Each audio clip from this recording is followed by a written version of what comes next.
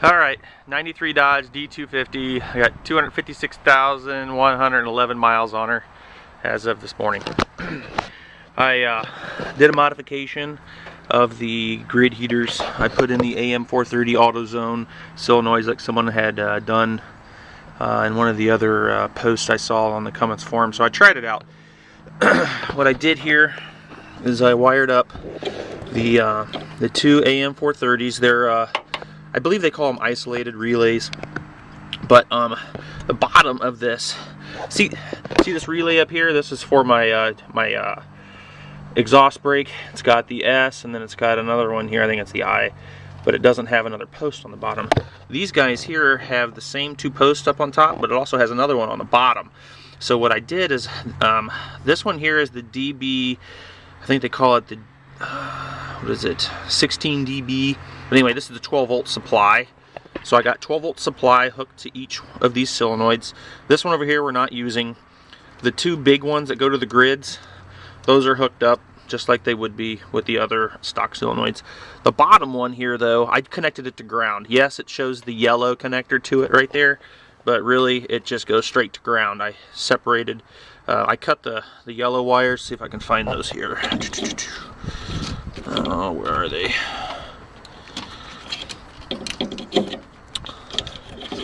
Anyway, I must have taped them up.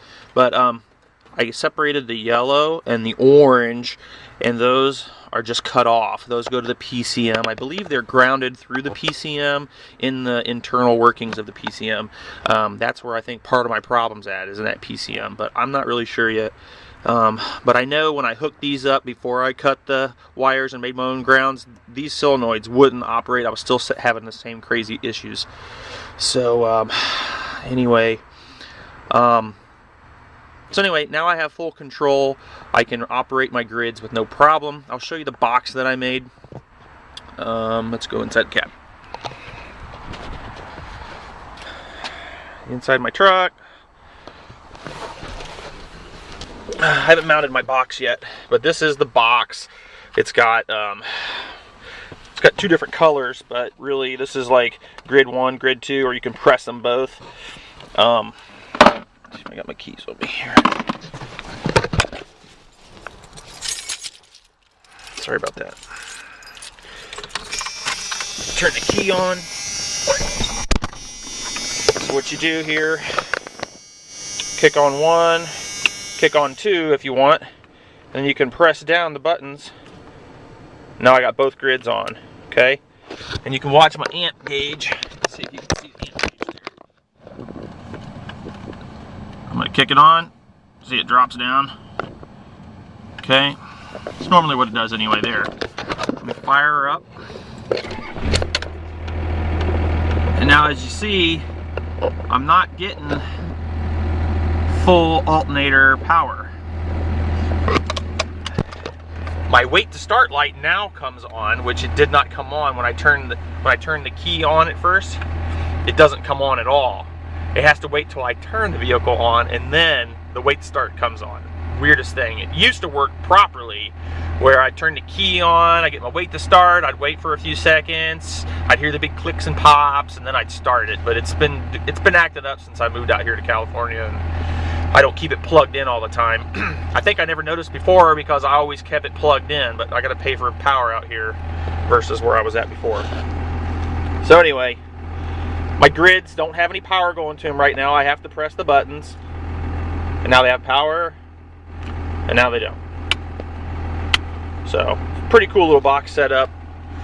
Like I said in my post, I have 4 wires that I ran, actually 5 wires that I ran to the box up here. One of them's a ground. The other ones are 2 of them come from the 16 dBs, and then they just go through the switches, through the momentary switches, and then they go back to the S's on the solenoid block. So, one of the other mods that I have on here, I don't know if it matters or not, I have a throttle position sensor mod because the one that was on here went bad. I fixed that with a 5K ohm linear potentiometer, so now it works properly. I can adjust the voltage on it, so I can have different shift patterns, stuff like that, but it's set like it's supposed to be at stock right now with the stock voltage and stuff. I used the TPS mod from the Cummins forum. That was awesome. It cost me like 15 bucks compared to what a normal TPS would cost, you know. So, but anyway, you know, back to my issue here. I don't have, I'm not having full power yet. And look, my wait to start light just went out. So I'll warm her up a little bit.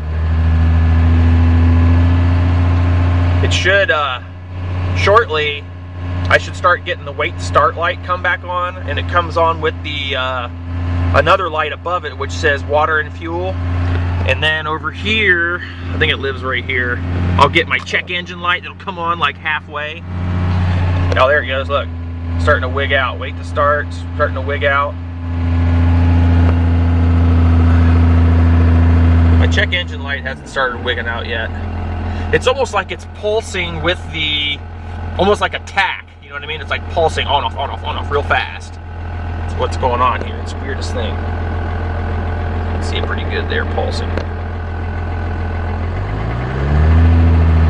My voltage is still really low, so I got this crazy drain going on right now.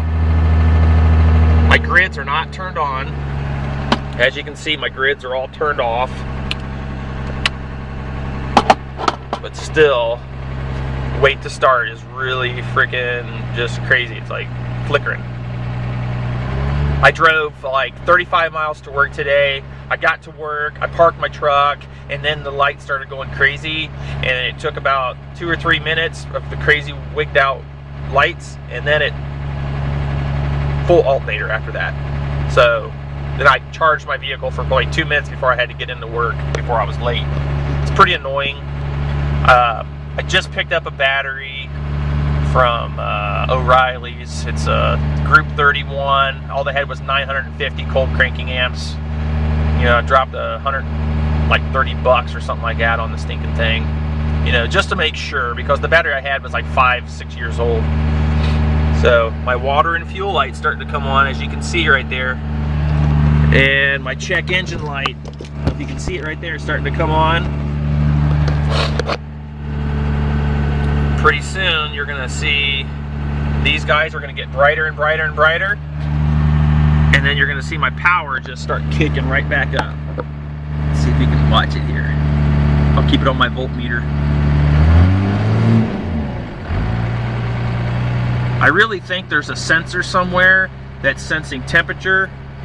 I don't know if it's a coolant switch or what it is, but it's one, inhibiting me power to shift my transmission, and then it's also having to get satisfied, maybe, you know, get warmed up before it gives me I guess my alternator, its full field or whatever they call that, lets it power up.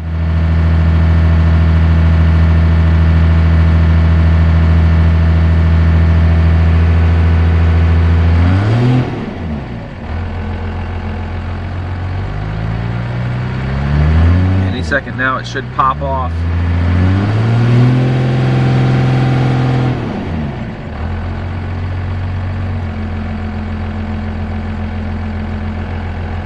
There it went. Now I got power. Alright, I'm cutting off. I got 8 minutes here. Thanks again, guys, for seeing my video. Let me know what you think.